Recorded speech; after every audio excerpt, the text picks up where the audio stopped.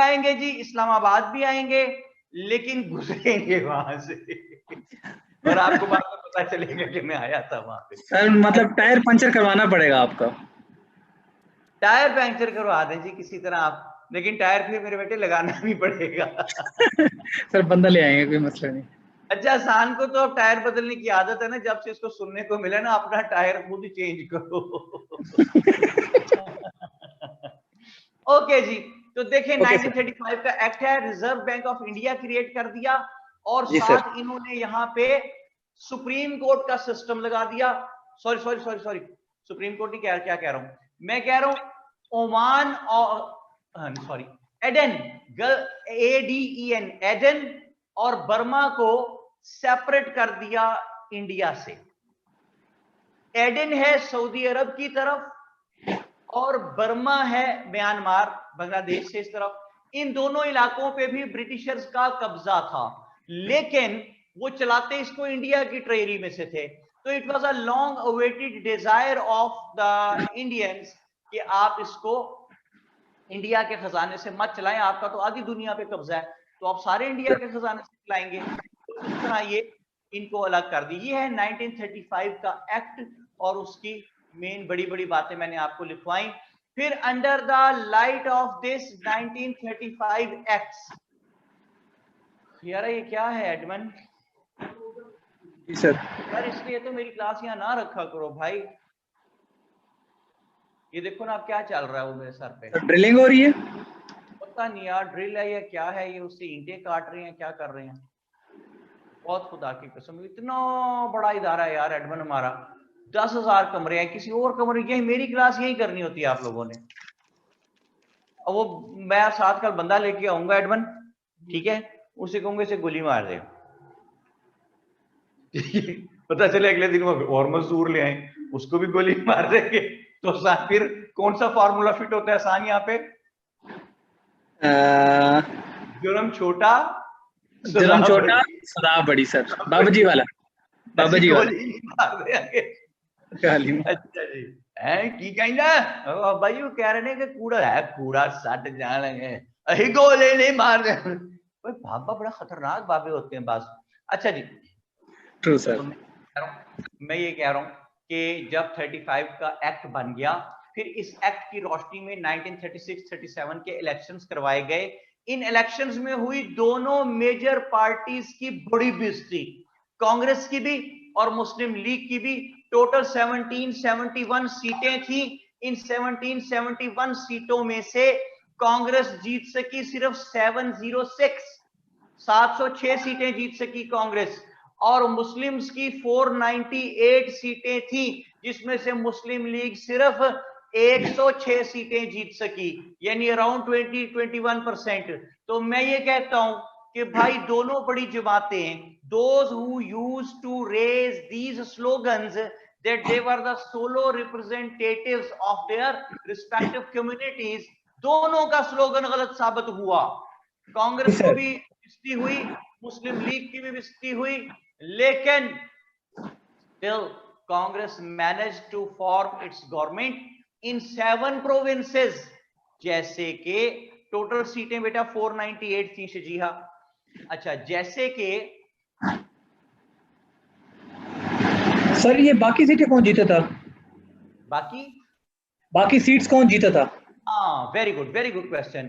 बाकी देखे, हिंदू महासभा ने भी जीती सीटें उधर से, इधर से मजलिस अहरार थी, पंजाब में यूनियनिस्ट पार्टी थी, ठीक है, KPK में खदरपोश थे, खिदमतगार खुदाई खिदमतगार खदरपोश, ठीक है, और सिंध में एक और पार्टी थी, सिंध में मुसलमानों की ही, उनका नाम मेरे ज़हन में नहीं आ रहा, नोट्स में कुछ लिखा हुआ, तो और जमीयत उलमा हिंद थी।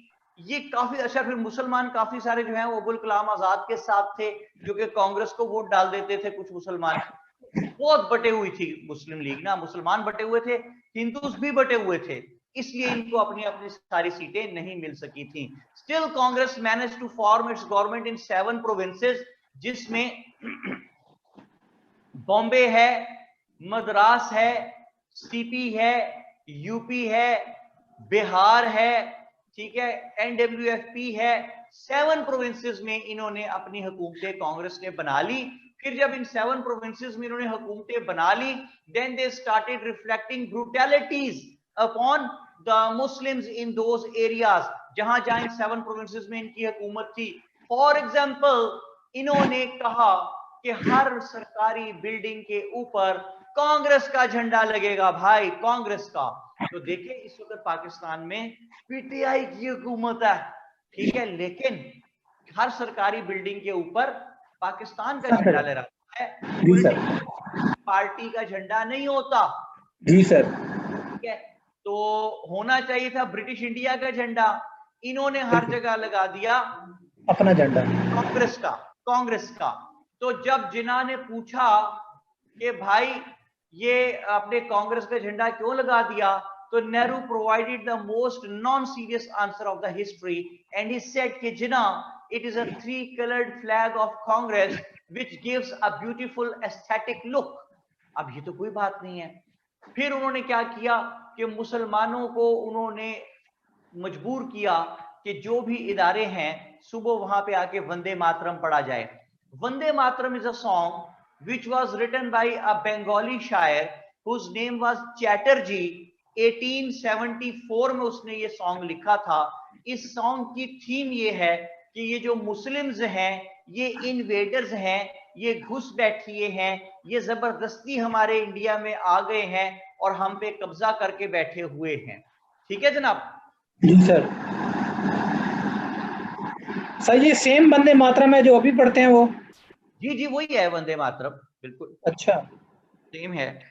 अच्छा जी, इसके बाद आप ये देखिए कि 3 colored फ्लैग ऑफ कांग्रेस है। फिर उन्होंने मुसलमानों के साथ जो है वो बड़ा नारवा सलूक रखा और उन्होंने गौ रक्षा स्कीम लिया है, गौ रक्षा। ओके। गौ रक्षा यानी गाय ज़िबा नहीं कर सकते। अच्छा जी, फिर अजान पे पाबंदी लगा दी। जब अजान होने लगती थी तो मस्जिद के बाहर खड़े होकर शोर मचाने लग जाते थे, ऊंचे ऊंचे गाने गाते ताकि अजान डिस्टर्ब हो। दिल बदतमीज मुझे तो तेरी लत लग गई, ऐसे गाने ना बाहर खड़े होके मस्जिद के बाहर जी गाते सर। थे। तो फिर लड़ाई हो जाती थी, लड़ाई होती थी तो केसेस बनते थे, केसेस बनते थे तो इन्होंने जुडिशरी को इन्फ्लुएंस कर दिया। यानी किसी जज को ये इजाजत नहीं थी कि अगर किसी हिंदू मुस्लिम का मुकदमा चल रहा है तो वो उसका फैसला कर दे अनलेस कि जज के साथ कांग्रेस का बंदा आके बैठा हो। तो जुडिशरी वाज इन्फ्लुएंस्ड, गौ रक्षा स्कीम वाज देयर, अहिंसा स्कीम लेके आए, AHINSAA, अहिंसा। अहिंसा का मतलब होता है नॉन वायलेंस। तो हमारे तो मजहब का बुनियादी सतून है जिहाद। अच्छा, फिर लेके आए विद्या मंदिर स्कीम, यानी स्कूलों का नाम कहते हैं मंदिर कर दो। तो उससे क्या होता है, उससे डिस्क्रिमिनेशन खत्म हो जाती है। मतलब हिंदू बच्चा आया जी कहां से आ रहे हो जी मंदिर से, मुसलमानों का बच्चा है कहा जी मंदिर से, तो डिस्क्रिमिनेशन खत्म हो गई आपकी। मेरी बात समझ रहे हैं आप? जी सर। आप इस पे गौर कीजिए कि ये डिस्क्रिमिनेशन खत्म कर रहे हैं। विद्या मंदिर स्कीम है, अहिंसा स्कीम है, गौ रक्षा स्कीम है, अजान प्रोहिबिटेड है, 3 colored फ्लैग हर जगह लगाया है, विद्या मंदिर स्कीम, सॉरी वंदे मातरम गाने को कहते हैं। हर ऑफिशियल बिल्डिंग में स्कूल के बाहर गांधी जी की मूर्ति लगा दी है और उसको झुक के आप ग्रीट करके आगे जाए। तो मुसलमान गैर अल्लाह के आगे नहीं झुकते, हमारा अपना तरीकाकार है, तो इसमें भी मुसलमानों को एतराज था। So these kind of brutalities were reflected upon the Muslims. और जब मुसलमान इस पे एतराज करते थे तो वो कहते थे कि भाई ये तो होगा, ठीक ये तो है। होगा। तो जब जिना, और जिना क्या कहते थे उन्हें, जिना कहते थे कि भाई ये तो किसी किताब में नहीं लिखा, ठीक है। और कोई बात समझ में आती है भाई? जी सर, चलती फिरती मैयतें हैं सर। ऐसे में जिना ने और मुस्लिम लीग की एलीट ने एक कमेटी बनाई। कमेटी का नाम रखा पीरपुर कमेटी। क्या sir? Pirpur committee, Pirpur committee. This committee was headed by a person whose name was राजा मेहदी अली खान।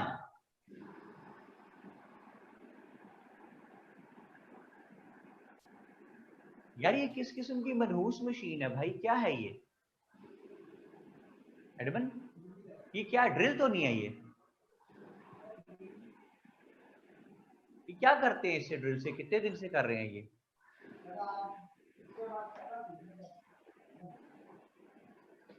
अच्छा, धमकी के बाद पहला दिन था तो नई धमकी दे आई यार, तो तेरा फायदा क्या इतना डाउन होने का बेटा?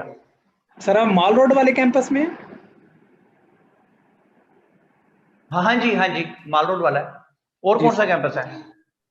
नहीं सर, इनका वो दूसरा भी तो है, वो गार्डन टाउन में, आई थिंक सो। गुलबर्ग वहाँ में है। ऑफिस। हाँ आप गुलबर्ग में, सॉरी, ऑफिस है। आप वहां भी आए हुए हैं, गुलबर्ग वाले में भी? नहीं सर, उधर मैं नहीं आया, मैं इस वाले में आया था। अच्छा अच्छा। नहीं, इधर आपने रेगुलर क्लासेस ली थी कोई दो चार, नो नो नो सर, नहीं ली। या एडमिशन लेने आए थे आप सिर्फ? सर मैं जस्ट मतलब एडमिशन और थोड़ी सी एडमिन से इंफॉर्मेशन कलेक्ट करनी थी। कब आए थे आप? सर मैं आया था अगस्त के पहले वीक में। चलो, कोरोना सबसाइड हो गया हुआ था काफी। जी जी, काफ़ी ज़्यादा। उस वक्त काम चल रहा था अकेडमी में, कंस्ट्रक्शन हो रही थी काफ़ी, पेंट्स वेरी गुड। वगैरह। और अच्छा, लेकिन हमें नहीं मिले आप आके? सर एक्चुअली मैं एडमिन पे गया था, एडमिन ऑफिस में गया था, और हाँ। रिसेप्शन पे कुछ इन्फॉर्मेशन ली, तो फिर बस मैं वापस आ गया था। नहीं बेटे, जब भी आए ना यहाँ पे आप लाहौर, जब भी आए या जी वर्ल्ड सर। टाइम जब भी आए तो मुझे ना बताएं बिल्कुल, अच्छा? Okay sir. नहीं, मैं यहाँ नहीं होता ना भाई, मेरा मतलब है, क्लास पढ़ाता हूँ चला जाता हूँ, मैं रुकता तो मैंने अपने ऑफिस पहुंचना होता है भाई। जी जी इधर सर। एक बंदा ना सर्कस में मुजाहरा कर रहा था, उसने जनाब 15 चरगे, 15 बिरयानी की प्लेटें हैं जी, 8-10 कोरमे की प्लेटें, 20-25 नान खाए, लस्सी के 8-10 गिलास पिए। लोगों ने बड़ी तालियां बजाई, बड़ी तालियां बजाई, कहा वंस मोर वंस मोर। अच्छा, वो बंदा जो है वो सर्कस का मालिक आ गया, कहता सरकार आपका आइटम बड़ा हिट हुआ है, एक दफा और कर दें। उसने कहा भाई मैं नहीं कर सकता। कह रहे एक दफा और। उसने जनाब फिर 15-20 चरगे, 15-20 बिरयानी की प्लेटें, 15-20 कौरमे की प्लेटें, 15-20 नान, बोतलें और लस्सी के गिलास फिर पी गया। वो फिर लोगों ने शोर मचाया, वंस मोर, बड़ा हिट हुआ आइटम। वो सर्कस का मालिक फिर आ गया, कहता है सर एक दफा और कर दे, आइटम बड़ा हिट हो रहा है। कहता है यार क्या मुसीबत डाली हुई है तुमने, तुम्हारा ही काम करता रहूं यहाँ बैठ के, वो घर जाके कोई रोटी शोटी ना खाऊं। ठीक है। सर बट साहब होंगे। अच्छा जी, मरियम क्या कहते हैं? सुनो सर, क्या मुझे समझ नहीं आ रही, नहीं समझ नहीं आई मरियम, दोबारा लिखो बेटे, मेरे से पढ़ा भी नहीं जा रहा क्या लिखा हुआ। सर क्या पार्डिया में लेट होगी? नहीं समझ आई बात, क्या पढ़ा दिया? हाँ, जिदे टिडते वट नहीं हो बट, दानियाल इमरान कहते हैं जी। बहरहाल ये मुझे नहीं जी, मैं इससे एग्री नहीं करता, बड़े बड़े स्ट्रॉन्ग वो स्मार्ट लोग भी फिर रहे होते हैं भाई, ऐसी तो बात नहीं है। ठीक है, तो मैं किसी के बारे में कोई पर्सनल ऐसी बात नहीं करता है, कोई हर्ट हो और नाराज होने के चांस किसी का पैदा हो भाई। लेकिन एक बात सुनी हुई है तो कह रहा हूँ, वीडियो अपोलोजाइज, कि अब पुत्र बटांदे नहीं रजते। ठीक है। ये वैसे ही बात है, ये मैंने नहीं कही भाई, ये वैसे लोग कहते हैं। अच्छा जी, अब तक क्या कवर करवा दिया? मरियम बेटी ये पूछ रही है कि अब तक क्या कवर करवा दिया। मरियम, अब यू हैव रिसेंटली ज्वाइंट, तो बेटे हम पहुंचे हुए हैं 1939 में। लो जी, ये 1936, 37, 39 के ये जो 2 साल हैं जिनमें जी सर। कांग्रेस की हुकूमतें थी 7 प्रोविंसेस में, इनको कहते हैं कांग्रेस मिनिस्ट्रीज का दौर। ठीक है जी, क्या कहते हैं जी? जी, कांग्रेस मिनिस्ट्रीज का दौर। हाँ जी। तो इसमें इन्होंने मुसलमानों पे बड़े जुल्म ढाए, तो मुस्लिम लीग की एलीट ने पीरपुर कमेटी बनाई। It was headed by a person Raja Mehdi Ali Khan. Committee बनाई और इसको कहा कि जा कमेटी जा। हैं जी हसन? जी सर। जा कमेटी जा। जा जा जा। नहीं, कबूतर नहीं है भाईजान, कमेटी है। अच्छा। ओके। अच्छा अच्छा। हसान साहब अपने साइड बिजनेस की मार्केटिंग भी करता रहता है कबूतरों की। कबूतर रखे हुए हैं हसान? नहीं सर। कोई पेट रखते हैं आप? No sir. सर मैं एक्चुअली घर ही बहुत कम रहा हूँ, थ्रू आउट सारा हॉस्टल, कॉलेज भी बाहर, फिर हॉस्टल भी बाहर, यूनिवर्सिटी लाइफ भी, फिर जॉब भी बाहर, तो घर रहा ही नहीं, अभी आया हूँ कुछ अर्सा पहले। तो अब घर वापस आ गए हैं? जी सर। तो अब घर वाले कहाँ गए हैं? निकल गया। आगे निकल का भाई, नहीं इसके साथ नहीं गुजारा हो सकता। अरे तो बेटा तू हॉस्टल में ठीक था। तो अच्छा ये जी। 3 दिन से ज्यादा बर्दाश्त ही नहीं करते थे, मैंने बता दिया कि अब मैं इधर ही हूँ। हाँ पहले आपने बता मुलाकात हुई है सर। दिया, ये ना कहें कि आपने बता दिया कि अब आप इधर ही हैं, आप कहें कि आपने धमकी दी कि अब आप इधर ही रहेंगे। अच्छा जी। जी सर। तो चलें जी। तो पीरपुर कमेटी को कहा कि इन 7 प्रोविंसेस में जा, घूम फिर कमेटी और खबरें इकट्ठी करके ला कि कांग्रेस के इन 2 सालों में अब तक मुसलमानों पे कितने जुल्म ढाए गए हैं। कमेटी निकल गई। क्या करने गई है committee Hassan? Sir news collect करने गई है कि क्या चल रहा है और कितने ज़्यादा मुसलमानों पे जुल्म हुए हैं, और उनकी इंटेंसिटी क्या है, उनकी क्वांटिटी क्या है, ताकि वो एक रिपोर्ट तैयार कर सकें। शाबाश, वेरी गुड। ऐसे में एक अजीबोगरीब वाकया पेश आया कि सेकेंड वर्ल्ड वॉर स्टार्ट होगी दुनिया में, एंड जी sir. Second world war started knocking at the doors of the subcontinent. Second world war started knocking at the doors of the subcontinent. इस जुमले को समझे, इसलिए कि सेकेंड वर्ल्ड वॉर में जर्मनी और जापान एलाई थे, एक तरफ थे, उधर इंग्लैंड थे। इंग्लैंड की जर्मनी से लड़ाई हो रही यूरोप में, दोनों एक दूसरे को मार रहे हैं, बहुत नुकसान पहुंचा रहे हैं। तो जर्मनी ने अपने एलाई जापान को कहा कि जयपू, जयपू क्या कहता है शान उसे? जयपू। जयपू। कहा जयपू देख मैं यहां लड़ रहा हूं, इस मुश्तरका दुश्मन को मार रहा हूं, तू भी तो कुछ कर जयपू। तो जयपू ने कहा कि जर्मनी भाई आप जरा मैप देखें, कहां यूरोप आप और इंग्लैंड लड़ रहे हैं जहां, और कहां दूर इस तरफ ईस्ट की तरफ मैं इधर जापान, और फिर मेरे बाजू देखें छोटे छोटे टमाटर जैसे, मैं कैसे उनको मारूं पकड़ के इतनी दूर से, मैं क्या कर सकता हूं?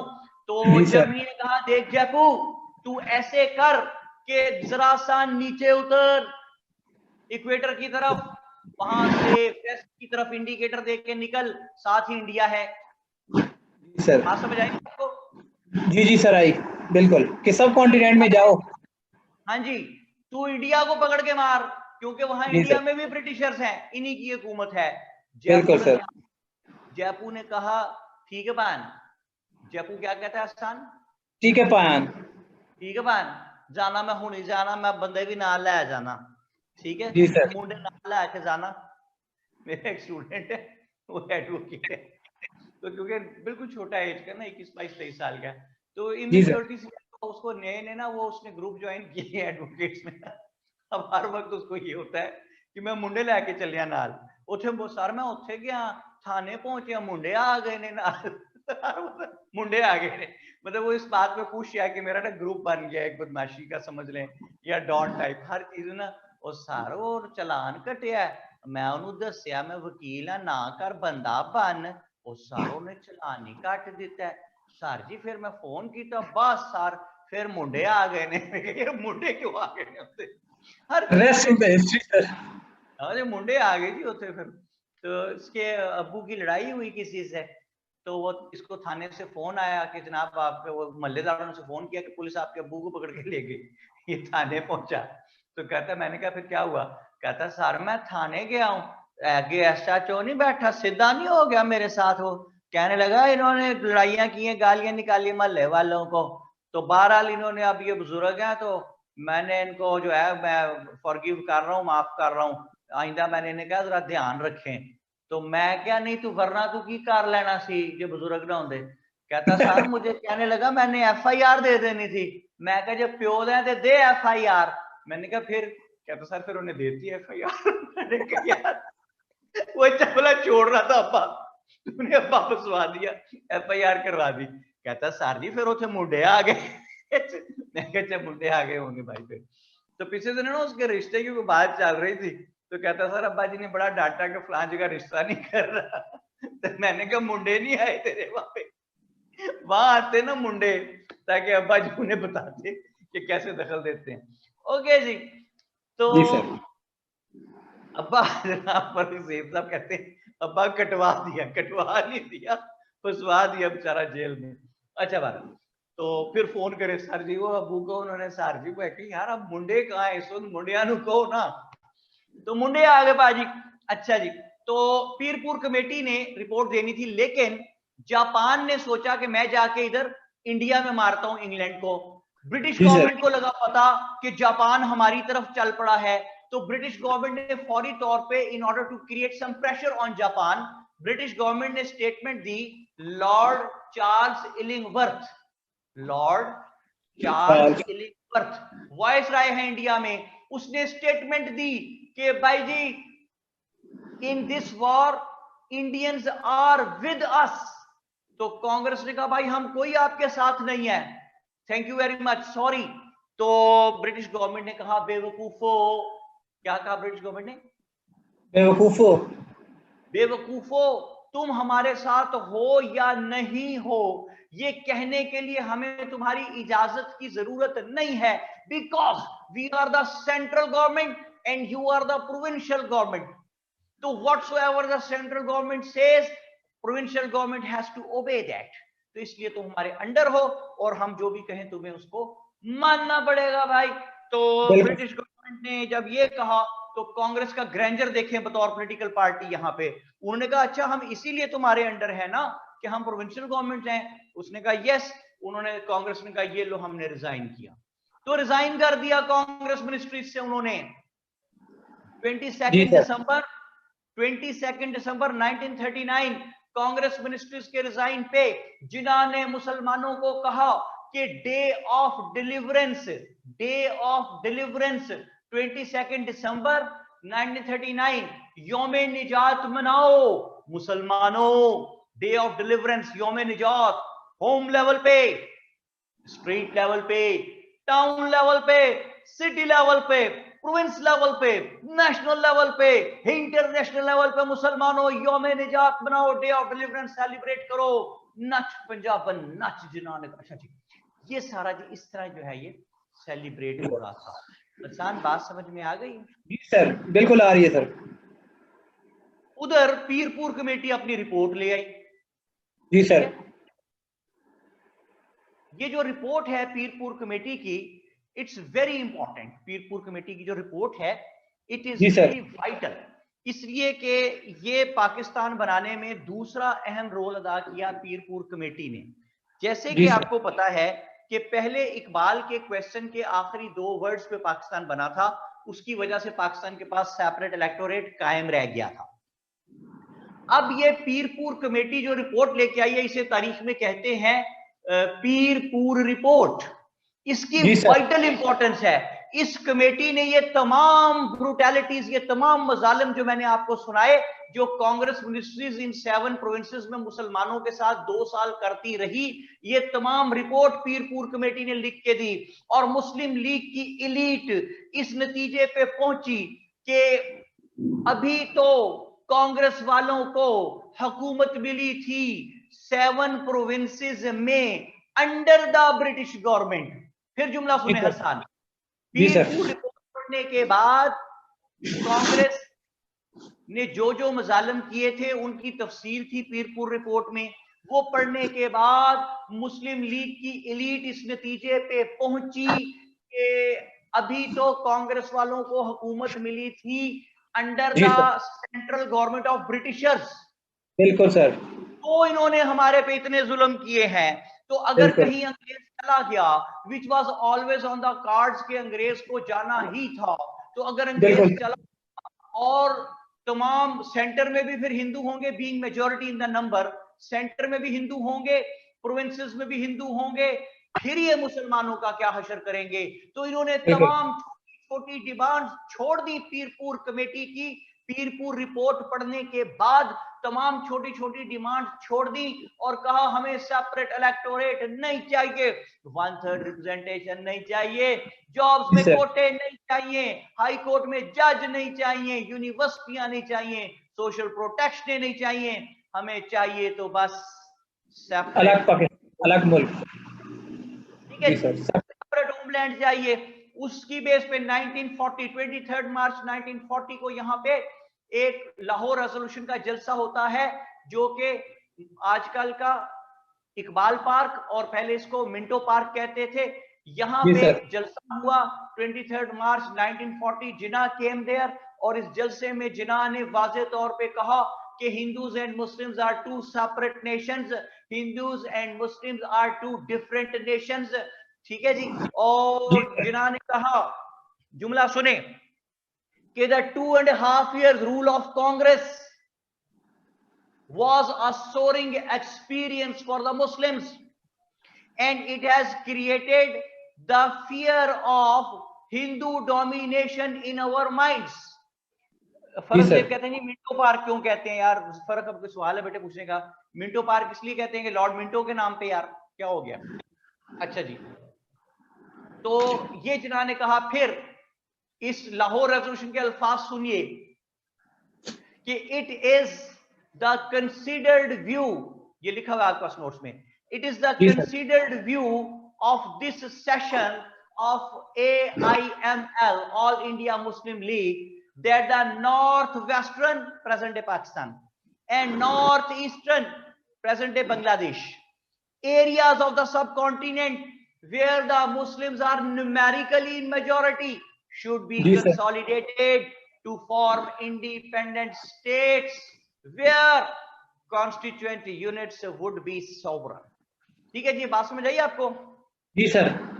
ये लाहौर रेजोल्यूशन है। Immediately it was seconded by the elite class leaders of the Muslims, और अगले दिन प्रेस में, हिंदू प्रेस जो है स्पेशली, उसने खुद ही शोर मचा दिया कि जी पाकिस्तान रेजोल्यूशन पास हो गई, लूट गए जी, बर्बाद हो गए जी, पाकिस्तान रेजोल्यूशन पास हो गई, तूफान मच गया हर तरफ। एक ऐसे में ब्रिटिशर्स, क्योंकि सेकंड वर्ल्ड वॉर भी चल रही थी, तो Britishers wanted to calm down the people of subcontinent, तो उन्होंने यहाँ पे मार्च 1942 में एक भाई को भेजा जिसका नाम था स्टेफर्ड क्रिप्स।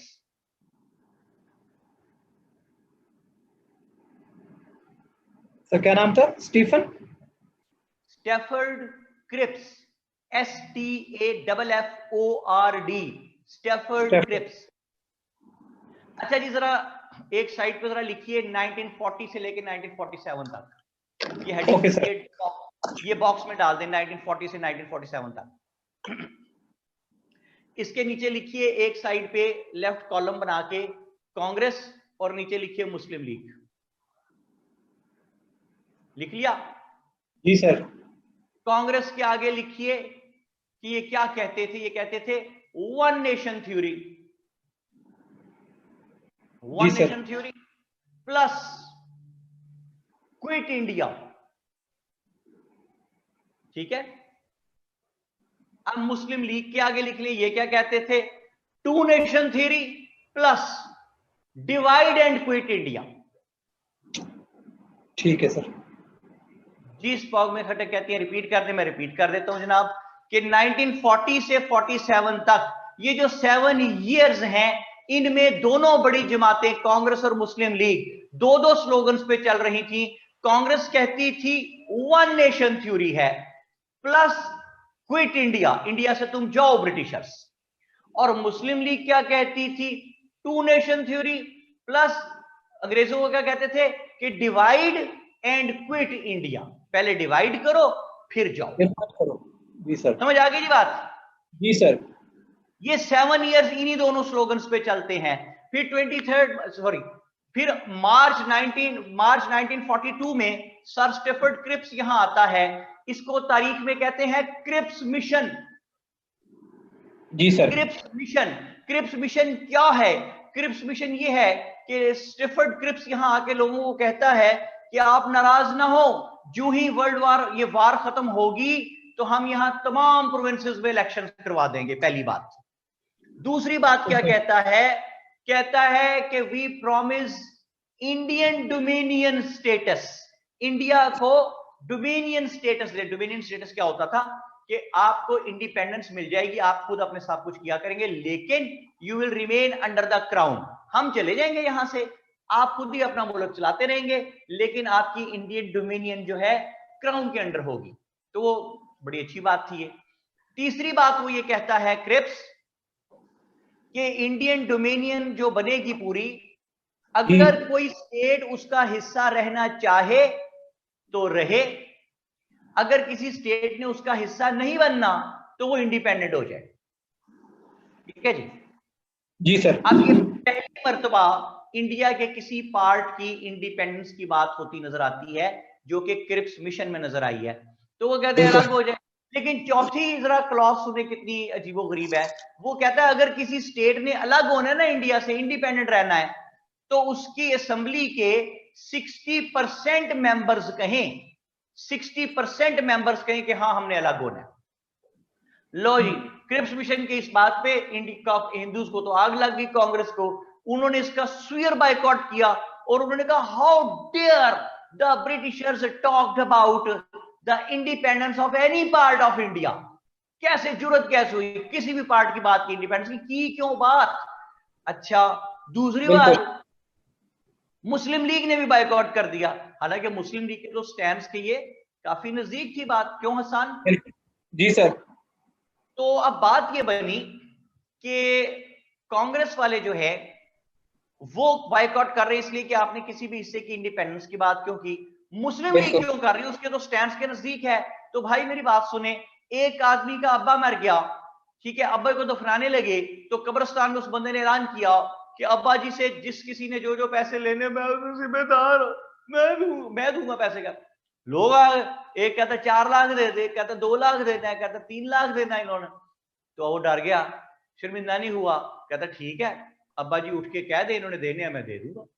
ठीक है जी, बात मतलब समझे ना, अब्बा जी उठेंगे ना कहेंगे ना देने पड़ेंगे। तो अब मैं बात को रिलेट करता हूं, मुसलमान किसी जगह 60% थे ही नहीं। बिल्कुल। 60% मुसलमान जब है ही नहीं तो वो कहेंगे ही नहीं इंडिपेंडेंस का, तो हमारे लिए भी बेकार हो गई। ठीक है जी सर। जी। तो इसका मतलब Cripps mission ended in a failure. दोनों बड़ी जमातों ने उसका बायकॉट कर दिया और उसको कंडेम किया। और जवाब में अगस्त 1942 में कांग्रेस ने क्विट इंडिया मूवमेंट स्टार्ट की। ये क्विट इंडिया मूवमेंट इतनी जालिम थी कि लाखों लोगों ने इसमें पार्टिसिपेट किया। मूवमेंट का ऑब्जेक्टिव क्या है कि ब्रिटिशर्स को कहा जाए क्विट इंडिया, वो तो ना हो सका, लेकिन ऑलवेज रिमेंबर माय वर्ड्स कि there are many movements in the world, those who do not get their prime objectives apparently, but those are having huge impacts on other sides in some other aspects. जैसे कि quit India movement ने लाखों की तादाद में लोग निकले, गांधी जी ने डू और डाई इसको कहा, लाखों की तादाद में हिंदू सड़कों पे आए, लोग आए।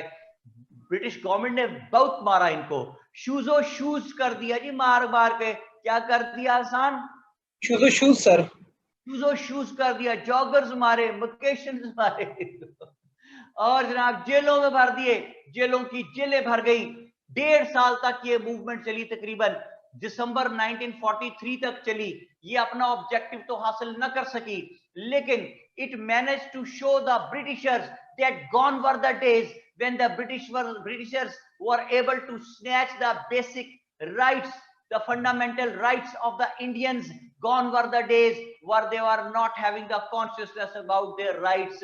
Gone were the days when they were having obliviousness about their rights. Now the Indians had waken up. Now the Indians had got the consciousness about their rights, and now it would become very difficult for the British government to deprive them of and to hold their country for a longer period of time. हिला के रख दिया quit India movement ने Britishers को, और इसने natives को भी ये बता दिया कि इफ वी बिकम यूनाइटेड तो what a great and strong power we can be. Moreover quit India movement ने पूरी दुनिया को ये पैगाम दे दिया कि ब्रिटिशर्स ने हम पे कब्जा किया हुआ है और ये हमारे पे जबरदस्ती मुसल्लत है, and we want them to quit our country. तो दिसंबर 1943 तक ये मूवमेंट चली, quit India movement. It has got great importance और इसकी बड़ी कंट्रीब्यूशन है ब्रिटिशर्स को ये रियलाइज करवाने में कि अब ब्रिटिशर्स को यहाँ से जाना ही पड़ेगा। वक्त मुसलमान भी इसका पार्ट थे? सॉरी, मुसलमान इस मूवमेंट का पार्ट थे कि नहीं? जो मुसलमान जो कांग्रेस में थे वो इसका पार्ट थे, बिल्कुल थे, मुस्लिम लीग ने इसमें हिस्सा नहीं लिया। अच्छा जी, तो ये आपको मैंने बताई कितनी जबरदस्त किस्म की मूवमेंट चलाई कांग्रेस वालों ने। नवंबर 1943 में खत्म हो गई, लेकिन बड़ा इंपैक्ट अपना छोड़ गई। ऐसे में 1944 में गांधी जिना टॉक्स, गांधी जिना टॉक्स, ये जो चेन आपके पास बना हुआ है ना पेज 41 पे, जी सर, उसमें चीजें सारा चेन लिखा हुआ 1947 तक हम जा रहे हैं। गांधी जिना टॉक्स, गांधी जी आए जिना के पास। गांधी का एक दोस्त था, उसका नाम था राजगोपाल आचार्य। राजगोपाल आचार्य, हाँ जी, अचार बड़े शौक से खाता था। Okay sir. और रोज घर में अचार गोश्त की डिश बनवाता था। ठीक है सर, कौन सा अचार, आम वाला या लीमू वाला? अच्छा, आप ये देखिए कि हसान को हर वक्त अपने बिजनेस की फिक्र होती है। ठीक है, केड़ा अचार है जी, है सानू दसो ना, वंजो जरा दसो सानू, वंजो वंजो दसो कि अचार जो अंब वाला है, लीमू वाला है या लसूड़े वाला अचार है, केड़ा अचार है, सानू दसो जरा। ठीक है यार, हसान काम की बात हो रही है भाई, आप बीच में अचार की दुकान खोल के बैठ गए। सर माइंड गरम सर। हसान ये क्या होता है जुमला, इसका जरा मतलब बताएं हमें। चलो चलो वंजो है, तो वंजो इसका क्या मतलब है? जाए यहाँ से, जाए यहां से, ठीक है ना। वंजो, वंजो है, तो वंजो। अच्छा, और अगर कहना हो कि बाहर जाके, अब देखो मैंने सीख लिया ना आसान से कि वंजो का मतलब है कि जाए यहां से। तो मेरे से कोई पूछे, क्या मैंने भी ये जबान सीख ली इनकी, तो मुझे कोई पूछे कि अगर किसी को कहना हो कमरे से जाओ यहां से, तो मैं कहूंगा वंजो, वंजो इथो, तो इसका मतलब है यहां से जाओ। तो फिर मुझे को पूछेगा क्या जी, अगर बंदे के आप बाहर खड़े हैं और उसको अपने पास बुलाना है, तो फिर क्या कहेंगे? तो मैं दूर चला जाऊंगा और जाकर वंजो उठो, तो नो सर, मैं कहूंगा यहाँ आ जाओ। फिर क्या कहेंगे आसान? सर एदिया, ये तो हमें भी पता है। अच्छे, हाँ, ये क्या बड़ी टर्मिनोलॉजी बताई तूने, ये तो हमें बड़ा है। अच्छे सर, हम फारसी थोड़े ना बोलते हैं, हम पंजाबी बोलते हैं, वो भी लाहौरी की एक शाख ही आ गई, ये समझ ले, पंजाबी की एक शाख है हमारी। हाँ, ऐदा ते औदा है ना। जी सर। यार कल को फैसलाबाद का स्टूडेंट थे ना मेरे साथ यहाँ पे, ऐदा ऐदा, ये अच्छा कोई और बैच था मुझे याद नहीं। ऐदा ते औदा ते ऐथे ते औथे की हैगा यार, बुरा हाल बौंके दिहाड़े जी, चंद्रे न्याणे हैगे। अच्छा जी, छोड़े इसे। क्या बात हुई? राजगोपाल आचार्य, राजगोपाल आचार्य आ गया, जिना को कहने लगा यार चार गोश्त खिलाओ। अच्छा नहीं निका, एक दफा फिर जिना को बेवकूफ बनाने आए। जंगवी डायलेक्ट इन चकवाल। हाँ जी, चकवाल में आप जंगवी डायलेक्ट बोलते हैं जी, ये क्या है? नो सर, नो सर, ये माझी बोलते हैं इसको, बेसिकली ये माझी, माझी मांझी सर, इट्स फोटोहारी, आप कह लें, फोटोहारी की एक टाइप है, पंजाबी की टाइप है ना, पोटोहारी की एक टाइप है सर, फोटोहारी पंजाबी की एक टाइप है। एक सेकंड, हम कहते हैं कि पोटोहारी की टाइप है, लेकिन हसान कहता है पोटोहारी की एक टाइप है। पोटोहारी, ये आखिर में तेज क्यों हो जाता है जाके लफ्ज? सर वो एक्सेंट, शायद एक्सेंट का इशू होता है। सर मैं वहां पे गया था, वहां, ठीक है, वहां यार, वहां पे गया था। अलिफ पे ज्यादा जोर डाल देते हैं यार सारा। अच्छा चले, मैं क्या कह रहा हूं भाई, मैं ये कह रहा हूं कि राजगोपाल आचार्य और गांधी जी आए और आके जिना को कहने लगे कि जिना, अगर आप वक्ती तौर पे, जरा प्लान सुने क्या है जिना, अगर आप वक्ती तौर पे पाकिस्तान की डिमांड छोड़ दें तो हम यूनाइटेड हो जाएंगे, यूनाइटेड हो जाएंगे तो पावर बन जाएंगे, पावर बन जाएंगे तो ये यहां से इनको निकाल देंगे ब्रिटिशर्स को। जब ये चले जाएंगे फिर हम आपस में बैठ के डिसाइड कर लेंगे कि कितना एरिया आपको देना है रहने के लिए पाकिस्तान, कितना हमने रखना है, कितना कंबाइंड डिफेंस रखना है, कितना आपके पास, कितना हमारे पास, कितनी एडमिनिस्ट्रेशन आपके पास, कितनी हमारे पास, कितना फाइनेंस आपके पास, कितना हमारे पास। वक्ती तौर पे बस है वही, इनको डराने के लिए वक्ती तौर पे आप पाकिस्तान की डिमांड वापस ले लें। तो जिना इस चाल में नहीं आए और गांधी जिना टॉक्स एनडीटी ने फेलियर, जिना ने इनकार कर दिया। वो चाहते क्या थे? वो ये चाहते थे कि एक दफा जिना कह दे कि हाँ ठीक है हमने छोड़ी पाकिस्तान की डिमांड, तो उसके बाद जब बात होगी कभी ब्रिटिशर जब चले जाएंगे तो हम कहेंगे भाई ये पाकिस्तान वाली बात तो आपने खत्म कर दी थी। मेरी बात सुन रहे हैं आप? जी सर, This is उन what पर ट्रस्ट नहीं किया जा they had सकता था। already done. This is what they had already done with the Muslims in Lucknow Pact. कि सारी बातें हमारी मान ली थी, बाद में जब eight the time of performance of the promise Nehru report में तो मुकर गए, कहते कोई सेपरेट इलेक्टोरेट नहीं होना चाहिए इनके लिए, कोई 1/3 रिप्रेजेंटेशन नहीं देगी। बात समझ रहे हैं आप? जी सर बिल्कुल, उन पर ट्रस्ट नहीं किया जा सकता था सर। जी बिल्कुल। तो जिन्ना नहीं माने जी, तो Gandhi Jinnah talks 1944 ended in a failure. फिर 1945 में ब्रिटिश गवर्नमेंट एक और कोशिश करती है और शिमला में शिमला कॉन्फ्रेंस होती है 1945 में। It was headed bye Lord Wavell. मेरी बात को याद रखिएगा कि तारीख में 3 दफा शिमला का मेनली जिक्र मिलता है। एक शिमला डेलीगेशन 1906, दूसरा ये शिमला कॉन्फ्रेंस 1945 और तीसरा Shimla agreement 1972 which took place between Zulfikar Ali Bhutto and Indira Gandhi, जिसमें हमने POWs प्रिजनर ऑफ वॉर हमारे जो है वो हमने वापस लिए थे भुट्टो साहब ने। अच्छा जी, तो मैं क्या कह रहा हूं, 1945 Shimla conference headed by Lord Wavell. इसमें उन्होंने बहुत खुले दिल का मुजाहरा किया ब्रिटिशर्स ने कि किसी तरह इनको काम डाउन कर दिया जाए लोकल्स को। उन्होंने कहा कि लोकलो, क्या कहता है लॉर्ड वेवल? लोगो, लोकलो, लोकलो, ओके लोकलो, लोकल्स है ना? जी जी सर लोकलो। कहता है लोकलो। वो सीटें जो 1861 में 12 से शुरू हुई थी, 6 हमारे 6 तुम्हारे, 1861 में 16 हुई, सॉरी 1892 में 16 हुई, 8 तुम्हारे 8 हमारे, 1909 मिंटो मॉर्ले 1909 60 हुई सीटें, ठीक है जी, जिसमें से 28 ऑफिशियल्स, 22 नॉन ऑफिशियल्स। फिर 1919 मॉन्टेगो चेम्सफोर्ड, फिर 1935 का एक्ट जिसमें हमारे तुम्हारे थे लोग, अब सब तुम्हारे। 1945 शिमला कॉन्फ्रेंस कहता है जितनी सीटें लेजिस्लेटिव काउंसिल की सब तुम्हारी, सब तुम ले लो, क्योंकि ये वतन तुम्हारा है, हम हैं। ठीक है जी। तो उसने कहा भाई सब सीटें तुम्हारी, लेकिन हमारा एक आदमी गवर्नर जनरल। ठीक है जी। मोर ओवर, अच्छा यहां तक तो बहुत अच्छी थी बात। आगे बात खराब हुई। आगे बात खराब कैसे हुई? कहता है 50-50 सीटें तुम दोनों की, कांग्रेस की, हिंदूज की और मुस्लिम्स की, 50-50। तो कांग्रेस ने इस पे बड़ा स्वीयरली रिएक्ट किया, बाइकआउट किया, और उन्होंने कहा कैसे भाई 50-50, तुमने मुसलमानों को तो 1/4 है, हम उन्हें 1/4 देने को तैयार नहीं, तुम हमारे बराबर ला रहे हो 50-50।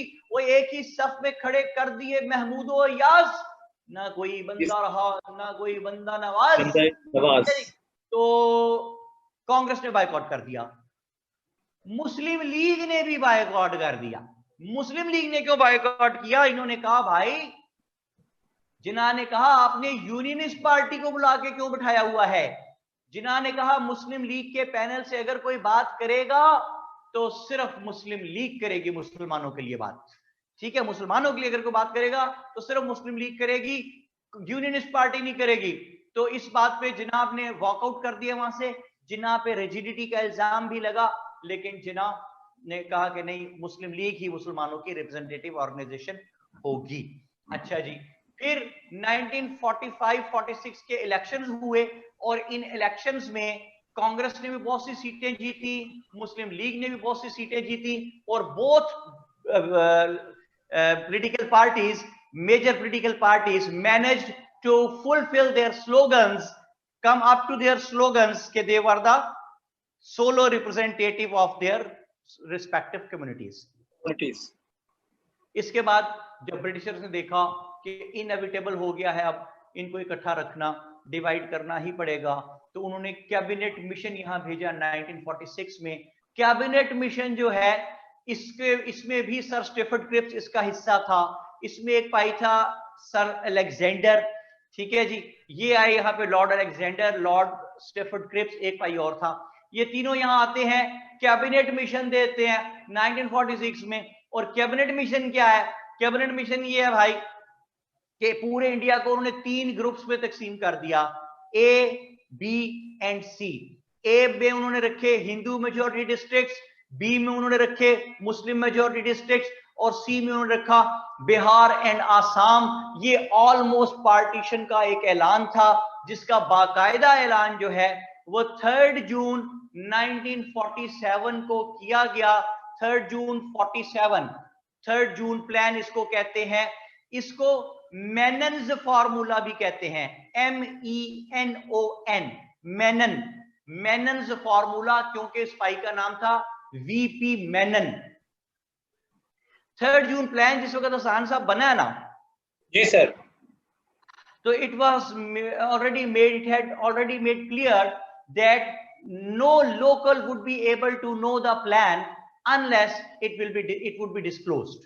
किसी लोकल लीडर को नहीं बताया जाएगा जब तक फाइनलाइज नहीं हो जाएगा। But what a irony of the fact कि जिस जगह लॉर्ड माउंटबेटन के घर में ये प्लान बन रहा था, तो लॉर्ड माउंटबेटन के घर में ठहरा हुआ था नेहरू, और the only Indian in the staff of Lord Mountbatten was VP Menon. VP Menon ने ये प्लान बनाया और लेके आया। नेहरू ने देखा, नेहरू ने एडिट किया उसको, दोबारा VP मेनन ने बनाया, फाइनलाइज हुआ। लॉर्ड माउंटबेटन जहाज में बैठा, इंग्लैंड पहुंचा और हाउस ऑफ लॉर्ड से 7 मिनट्स में ये सारा अप्रूव किया। इंग्लैंड का प्राइम मिनिस्टर था उस वक्त लॉर्ड एटली, ATLEE, लॉर्ड एटली। इसने ना फटाफट साइन किए। लॉर्ड माउंटबेटन वो 3 जून डॉक्यूमेंट साइन होके वापस लेके आया, और यहाँ पे बड़े बड़े जो लीडर थे, गांधी था, पटेल थे, जिन्ना थे, लियाकत अली खान वगैरह, इनको वो प्लान डिस्क्लोज किया गया, और जिन्ना ने भी इसको एक्सेप्ट किया, सबने एक्सेप्ट किया। 3 जून प्लान की डिटेल सुन ले। 5 सूबे हैं which are required to be categorized, कि इन्होंने नई डोमिनियन में जाना, नए कॉन्स्टिट्यूएंट यूनिट में जाना है। न्यू कॉन्स्टिट्यूएंट यूनिट कौन सा है हसन? पाकिस्तान, ठीक है जी सर। तो 5 सूबे हैं लिखने। पहले ऊपर सबसे लिखे सिंध, नीचे लिखे KPK, उसके नीचे लिखे बलोचिस्तान, उसके नीचे पंजाब लिखें, पंजाब के नीचे 3-4 लाइनें खाली छोड़ें, फिर बंगाल लिखें। ओके हो गया जी सर। सिंध कैसे, सिंध का क्या बनेगा जनाब? सिंध को कहा कि सिंध तेरी लेजिस्लेटिव काउंसिल फैसला करेगी कि तूने एग्जिस्टिंग कॉन्स्टिट्यूएंट असेंबली के साथ रहना है, एग्जिस्टिंग जो इंडिया है, या न्यू कॉन्स्टिट्यूएंट असेंबली के साथ रहना है जो पाकिस्तान है। तो सिंध की लेजिस्लेटिव काउंसिल ने कहा कि मैंने न्यू कॉन्स्टिट्यूएंट यूनिट असेंबली के साथ रहना जो कि पाकिस्तान है। समझ आ गई जी बात? जी सर। KPK को कहा कि KPK तेरे में होगा रेफरेंडम, और रेफरेंडम कौन करवाएगा? रेफरेंडम करवाएगा सेम इलेक्टोरल कॉलेज जिसने 1945-46 के इलेक्शंस करवाए थे। सेम इलेक्टोरल कॉलेज 1945-46 के जिसने इलेक्शंस करवाए थे। अच्छा जी, बलोचिस्तान का फैसला कैसे होगा? उसको कहा कि बलोचिस्तान तेरा जिरगा सिस्टम फैसला करेगा कि तूने न्यूली फॉर्म्ड कॉन्स्टिट्यूएंट असेंबली के साथ रहना है पाकिस्तान के साथ, या एग्जिस्टिंग कॉन्स्टिट्यूएंट असेंबली इंडिया के साथ रहना है। ये तो काम था जी, सीधा सीधा ये तो हो गया। अब है रौला पंजाब और बंगाल का, क्योंकि ये दोनों आपस में लगते हैं, इनमें लाइन लगानी पड़ेगी, डिमार्केशन करनी पड़ेगी, पंजाब में भी और बंगाल में भी। तो पंजाब को उन्होंने 2 डिस्ट्रिक्ट्स में तकसीम किया, हिंदू मेजॉरिटी डिस्ट्रिक्ट और मुस्लिम मेजॉरिटी डिस्ट्रिक्ट। इसी तरह बंगाल को भी 2 डिस्ट्रिक्ट्स में तकसीम किया, हिंदू मेजॉरिटी डिस्ट्रिक्ट और मुस्लिम मेजॉरिटी डिस्ट्रिक्ट। अच्छा, अब जब मुस्लिम मेजॉरिटी डिस्ट्रिक्ट को अलग करने के लिए लाइन लगाने गए वहां पे, तो लाइन कैसे लगाए? वहां तो ब्लड शेड हो रहा है, वहां तो चोटिक सिचुएशन है, मेस फैला हुआ है, लड़ाइयां झगड़े हो रहे हैं, मार कुटाइयां। तो एक हफ्ता ब्रिटिश गवर्नमेंट को समझ ना आई कि लाइन कहां लगानी है। बिलाखिर ब्रिटिश गवर्नमेंट ने यह फैसला किया कि यार जो इन्होंने बड़ी जमातों ने आपस में डिसाइड किया हुआ है कि कितने परसेंट हमारे पास और कितने परसेंट तुम्हारे पास, वहां लाइन लगा देते हैं। तो इन्होंने कहां डिसाइड किया था आपस में? लखनऊ पैक्ट 1916 में डिसाइड किया था। तो लखनऊ पैक्ट में मैंने कल आपको बार बार याद कराने की कोशिश की थी इसीलिए कि बंगाल में वी वर 53% और हम मान कितने पे गए थे? 40% पे। तो जो लाइन 53% पे लग के हमें इतना बंगाल मिलना चाहिए था, वो हमें इतना बंगाल मिला क्योंकि लाइन 40% पे लगाएगी, जो हमने खुद एग्री किया था लखनऊ पैक्ट में। एंड सेम पंजाब, जहां पे हम 55% थे लखनऊ पैक्ट के मुताबिक और हमने उसको मान लिया था 50% पे, तो वो भी 5% हमारा नुकसान हो गया। आपने अक्सर सुना होगा कि जनाब लुधियाना, अमृतसर, जलंधर सारे सारे पाकिस्तान विच आने सीगे तो जनाब वो जिहड़ा हैगा सी ना लॉर्ड माउंटबेटन, वो जिहड़ा माउंटबेटन सीगा ਉਹਨੇ जनाब बेईमानी कीती हैगी सारी, तो पाकिस्तान दे जिन्ने एरिए सीगे लुधियाना ये भी उधर कर दिता इंडिया वाले। नहीं, वो 5% में फॉल कर गए जो हमने खुद छोड़े हुए थे। मेरी बात समझ आई है साहब? तो जी सर, समझ आ गई। इकबाल लखनऊ पैक्ट के बहुत खिलाफ थे और वाकई आपने देखा कि even at the time of partition 1947 Lucknow pact proved fatal for the Muslims. they lost 13% land of Bengal and 5% of Punjab। जी सर। ठीक है सर, जी। इसने जो गांधी साहब ने जो किया था, वो एडिट किया था, वो क्या किया था? पता नहीं, अब हमें तो नहीं पता ना जी उसका। वो तो फार्मूला या तो सामने आया होता ना कि ये नॉन एडिटेड था, ये एडिटेड है, वो तो हमें नहीं पता। सिर्फ यही पता है कि उसने किया था, उसने गांधी ने नहीं किया था, नेहरू था भाई। नेहरू ने, सॉरी सर, नेहरू ने। ले जनाब 1774 से स्टार्ट हुए, 1947 तक आए, पाकिस्तान बना लिया। ऐसे बनता पाकिस्तान। पाकिस्तानियों, अब आपने एक काम करना है कि आपने घबराना नहीं है। कॉलम वाइज आइए 1774 से 1947 तक, इससे फायदा उठाए। मैंने जो बातें आपको बताई हैं अभी फ्रेश है आपके माइंड्स में, इससे फायदा उठा लें। अभी आज कल तक के अंदर अंदर 1774 से 1947 तक ये सारे कॉलम्स पढ़ लीजिएगा, प्लीज पढ़ लीजिएगा। बहुत सी चीजें कॉमन निकल आएंगी और आपको बहुत फायदा पहुंचा देंगी। एक बात। दूसरी बात, एडवेंट ऑफ इस्लाम से चले 712 से 712 से 1206 तक पहुंचे, उस एरिया पे कमांड हासिल की। 1206 से 1526 तक आए, उस पे कमांड हासिल की। 1526 से 1857 तक आए, उस पे कमांड हासिल की। 1857 से 1947 तक चले तो आपने देखा कि इसके अंदर रेनेसेंस मूवमेंट्स थी, जिसमें सर सैयद अहमद खान थे, जिसमें दारुल उलूम देवबंद था, जिसमें नदवातुल उलमा था, जिसमें 1861 का लेजिस्लेटिव काउंसिल्स एक्ट था, 1892 का लेजिस्लेटिव काउंसिल्स एक्ट था, शिमला डेलीगेशन था, मिंटो मॉर्ले रिफॉर्म्स थी, लखनऊ पैक्ट था, मॉन्टीगो चैम्सफोर्ड रिफॉर्म्स थी, साइमन कमीशन था, दिल्ली प्रपोजल्स थे, नेहरू रिपोर्ट थी, 14 पॉइंट्स थे और राउंड टेबल कॉन्फ्रेंसेस थी जिनके अंदर कम्युनल अवार्ड और Poona pact, Gandhi Irwin pact भी थे। 1935 का एक्ट था। फिर उसकी रोशनी में 1936-37 के इलेक्शंस थे। फिर कांग्रेस मिनिस्ट्रीज का दौर था जो 1937 से 39 तक चला था। उस पे फिर पीरपुर कमेटी बनी, Pirpur report I. Second world war was knocking at the doors of सब कॉन्टिनेंट। तो यहां पे कांग्रेस ने अपनी मिनिस्ट्री से रिजाइन किया, डे ऑफ डिलीवरेंस सेलिब्रेट किया गया, 1940 लाहौर रेजोल्यूशन होती है और फिर दोनों बड़ी जमातें दो दो स्लोगन्स पे चली जाती हैं। कांग्रेस कहती है one nation theory and quit India, Muslim League कहती है two nation theory and divide and quit India, और फिर क्रिप्स मिशन है, क्विट इंडिया मूवमेंट है, गांधी जीना टॉक्स हैं, अचार गोश्त वाली, राजगोपाल आचार्य वाली, और फिर 1945 का शिमला कॉन्फ्रेंस है लॉर्ड वेवल वाली, 1945-46 के इलेक्शंस हैं, 46 का कैबिनेट मिशन है और 1947 3 जून प्लान है और फिर बन जाता है आपका, हमारा, हम सबका सबसे प्यारा पाकिस्तान। तो पाकिस्तान जिंदाबाद, जिंदाबाद। तो मैंने क्या कहना है जी, मैंने ये कहना है कि gentleman whatsoever we have tried to discuss till now, अब जब हमारी मुलाकात इंशाल्लाह ताला फजल खुदा बशर्ते जिंदगी होगी तो वो होगी इंग्लिश एस्से पे। और ये मैं आपको बता दूं कि आपके हौसले के लिए बता रहा हूं कि आज तक पिछले 16, 17, 18 साल में मेरा कोई स्टूडेंट इंग्लिश एस्से में फेल नहीं हुआ, ये मेरा रिकॉर्ड है। अब कोई आप में से कोई भी मेरा रिकॉर्ड तोड़ने की कोशिश ना करे, ठीक है sir? We are blessed sir, thank you.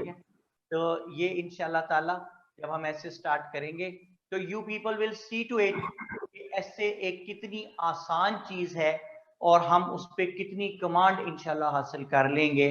Please जहनों के अंदर कोई अनसर्टेनिटी ना रखना ऐसे के बारे में, ठीक है? सिर्फ बाकी सब्जेक्ट्स पे पूरा फोकस करें, तवज्जो करें, तैयारी करते रहें। जो ही हम ऐसे पे पहुंचते हैं आप हैरान परेशान रह जाएंगे कि ऐसे दर हकीकत कितनी आसान चीज है और उसको पेश कैसे दुनिया में किया जाता है। जो बंदा घर से CSS करने निकलता है उसको बताया जाता है कि यार बाकी तो सब हो जाएगा, ऐसे ओल नहीं होना। नहीं, ऐसी कोई बात नहीं है। जो कोई ऐसी बात आके कहे, जो कोई आपको डिस्करेज करने की कोशिश करे ऐसे पे, तो हसान समेत आप सब ने उस मिल के उसको कहना है चलो चलो वंजो एथो वंजो वंजो, ठीक है जी? वंजो है तो सारे वंजो है तो वंजो लिखे जरा यहाँ पे क्या कहेंगे, WANJO वंजो, वंजो एथो वंजो, चलो वंजो वंजो, ठीक है जी? तो इस तरह से हम डिमोटिवेट नहीं होंगे। सर ये जो एक क्वेश्चन है सर कि इसमें हमारे पास आगे जो करंट इश्यूज हैं पाकिस्तान के और पाकिस्तान अफेयर में, वो कोई और टीचर पढ़ाएगा या आफ्टर पार्टीशन? जी बिल्कुल, इंशाल्लाह पढ़ाएंगे आपको।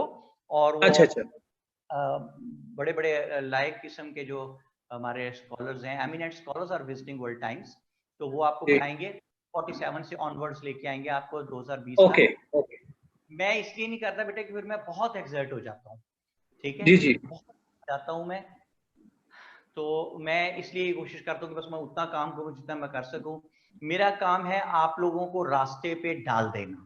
अब देखें जिस तरह हम एडवेंट से चल के आए हैं 1947 तक, जिस तरह हमने कॉन्स्टिट्यूशन डेवलपमेंट की है 1774 से 47 तक, आप लोग माशाल्लाह हाईली क्वालिफाइड लोग हैं, बड़ी बड़ी यूनिवर्सिटीज के पढ़े हुए लोग हैं। आपने कभी इतनी डिटेल में एक एक साल के बीच में से गुजर के आप ऐसे कहीं नहीं पहुंचे हुए, ठीक है? आपको बस आउटलाइन बता दी जाती है, बात कर ली जाती है, बाकी जाके स्टूडेंट को खुद ही करो जाके। लेकिन मैं पूरी जिम्मेदारी खुद लेता हूँ क्योंकि यहाँ पे भाई बादशाह टाइप लोग भी मौजूद हैं जिनका नाम है उस्मान असलम मुगल साहब, बादशाह हैं। तो बड़ा ध्यान रखना पड़ता है, बादशाह मौजूद हो ना तो ध्यान रखना पड़ता है। अगर आप बादशाहों की मौजूदगी में जरा सी भी गलत बात कर दें तो वो क्या कहते हैं आपको, वंजो है वंजो।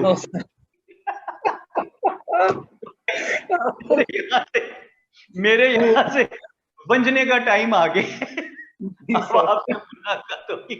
इंग्लिश ऐसे में जी, ठीक है जी? और मैंने कहना मोस्ट सोगिया क्या कहती most favourite sentence is on the way that will made my day. ठीक है जी, फेवरेट सेंटेंस ही आपका गुस्ताखी माफ सर, ना चीज है हम, असलम मुगल साहब कहते हैं। बेटे जिस दिन बादशाह ना चीज हो गए ना, उस दिन हम जो है ना, हमें जिंदगी अजीज हो जाएगी उस दिन, अगर आप ना चीज हो गए, ठीक है? तो अभी मैं वंजने लगा हूं जी यहाँ से, और मैंने जाते हुए वंजते हुए क्या कहना है यहाँ से, मैंने कहना है gentleman whatsoever we have tried to discuss till now we repeat it, complete it and concrete it and never let it know to anybody else कि हाउ सिंपल इट इज। ओ सब कुछ क्या है वो बेकार है, बस you people are precious, kitne very very precious. So try to take good care of yourselves and try to become what the best possible sons or daughters of your parents, कि इसके अलावा न दुनिया में न आखिरत में कामयाबी का और कोई रास्ता नहीं है। मेरे पास अल्लाह पाक का करोड़ एहसान जितना अरूज है, जितनी फैसिलिटीज हैं, जितनी रिस्पेक्ट है, ये सब एक ही वजह से है कि माँ बाप के साथ साये की तरह रहता था, उनको किसी बात पे इनकार नहीं करता था, उनका किसी बात पे दिल नहीं तोड़ता था, छोटी छोटी बात भी उनकी मैं अपने लिए ऐसे समझता था जैसे ये मेरी जिंदगी का फर्ज अव्वलीन है कि मैं ये छोटी सी बात जो माँ जी ने कही है, डैडी ने कही, इसको पूरा कर दूं किसी तरह। इसी वजह से अल्लाह पाक ने मुझे इतना नवाजा हुआ है, वरना मैं तो खिलंडरा सा आदमी हूँ, पढ़ाई के भी खिलाफ हूँ, वाकई खिलाफ हूँ, हर वक्त मजाक करता रहता हूँ। तो ये इतनी इज्जत अल्लाह पाक ने इसीलिए दे रखी है, यहीं से कमाया है सब कुछ, अदर देन रिलीजियस जो आपकी इबादत हैं, उसके अलावा दुनियावी बात मैं कर रहा हूँ। ठीक है जनाब, तो try to take good care of yourselves और माँ बाप की खिदमत किया करें, ढेर सारी खिदमत किया करें, जितनी कर सकते हैं उतनी कम से कम जरूर किया करें। आपको बहुत प्यार होगा माँ बाप से, लेकिन प्यार का इजहार किया करें, क्योंकि मोहब्बत इजहार मांगती है और बार बार मांगती है। दुनिया की मुकद्दस तरीन मोहब्बत जो अल्लाह पाक से होती है वो भी दिन में 5 बार इजहार मांगती है। तो मोहब्बत इजहार मांगती है, माँ से बाप से प्यार किया करें, बाहर जाएं कहीं वापस आए। आपके पास अभी स्टैब्लिशमेंट के फेज में ज्यादातर बच्चे, आपके पास जितने पैसे वैसे होते हैं बाप नहीं दिए होते, लेकिन उसमें से भी आते हुए अब्बा जी के लिए कुछ लेके आए।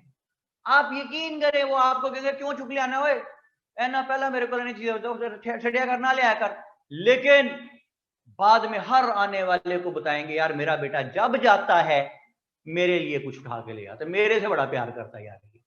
ठीक है, शहर से बाहर आए हुए हैं, रोज फोन किया करें, बताया करें कि अब्बा जी यहाँ सब कुछ है, बस मैं आपको बहुत मिस करता हूँ। वो बड़े खुश होंगे कि मेरा बेटा जो है वो मुझे, या आपको डांटेंगे वो तूने अपना काम करने भेजा, तू मैनू मिस कर रहे होते, अपना काम कर, दिल आके काम करेगा, पढ़िया कर, लेकिन उनको दिल में खुशी होगी कि मेरा बेटा मुझे याद करता है, मेरा बेटा मेरे से प्यार करता है। तो मैं ये कहता हूं कि जन्नत में जाने का बेहतरीन रास्ता है माँ बाप की खिदमत करें, क्योंकि इसके अलावा अगर कोई और रास्ता है तो उसका मुझे इल्म नहीं है। See you all next time in some other class, till then it's Salman Kazmi signing off, thank you very much.